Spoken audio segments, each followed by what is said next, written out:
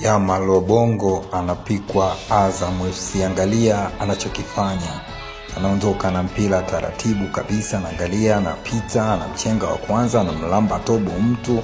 Angalia hizi pasi zake, angalia anapopokea mpira, angalia anapoondoka mtu, anapomtoka, anamtoka wa pili, anamtoka wa tatu, anatoa pasi, angalia anapopokea mpira, anapogeuka.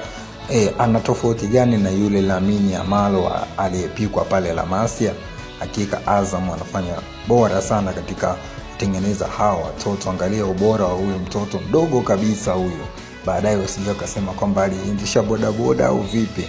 Soka kabisa unaliona anacheza taratibu kabisa. Ili hapa anaondoka, akiamua kukimbia anakimbia, akiamua kumtoka wa kwanza wa pili anatoka, anapitisha pasi za uhakika kabisa.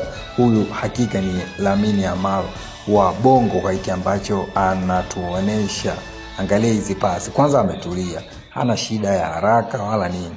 Angalia hizi pasi, angalia anapowatoka, angalia huo ubora wake, alafu dogo fulani.